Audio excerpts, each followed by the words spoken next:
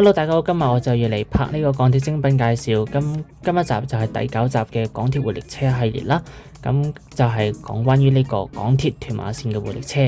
咁如果大家有印象嘅話咧，咁之前上年11月啦，就有呢個港鐵同美心聯乘推出嘅一個港鐵主題嘅蛋糕啦。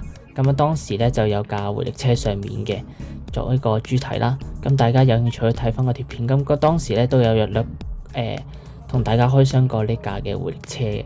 咁啊今日咧就嚟再介紹翻呢架活力車啦。咁就係第9架啦，就係 MQT009 啦。咁就寫烏溪沙嘅。咁呢個就屯馬線啦，就由烏溪沙到屯門嘅。咁啊好長嘅線啦。咁啊啡色咧就代表翻嗰個呢架屯馬線嘅色系嘅顏色嘅。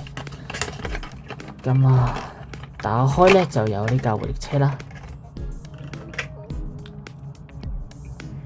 好，就係呢架活力車啦，就係個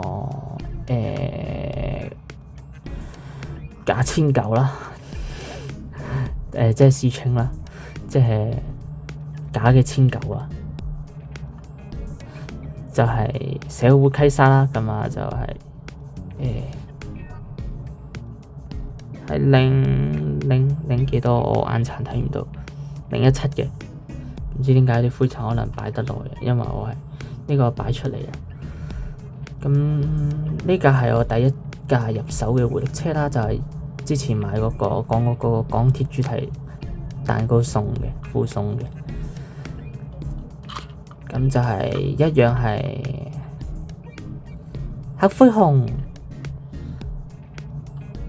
然之後入面有啲座位啦。係啦，每次見到呢啲車都講到似黑灰紅，黑色嘅灰紅，到底嗰隻紅係黑色定灰色定紅色嘅呢？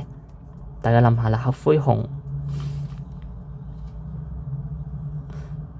然之後駕駛艙就喺呢度咁樣嘅。咁啊側邊望過咁啦，咁啊另一邊望過咁嘅。咁啊由後面個節咧個卡節望上去就咁嘅。咁呢架就活力車啦，咁可以拉後然之後放，係啦，咁唔好俾佢撞爛啲嘢。好啦，所以今一集嚟介紹呢架港鐵屯馬線嘅活力車咧，就到此完畢啦。我哋下一集將會嚟介紹最嬲尾差唔多最嬲尾嗰架嘅輕鐵嘅活力車。咁我哋下一集再見啦，拜拜。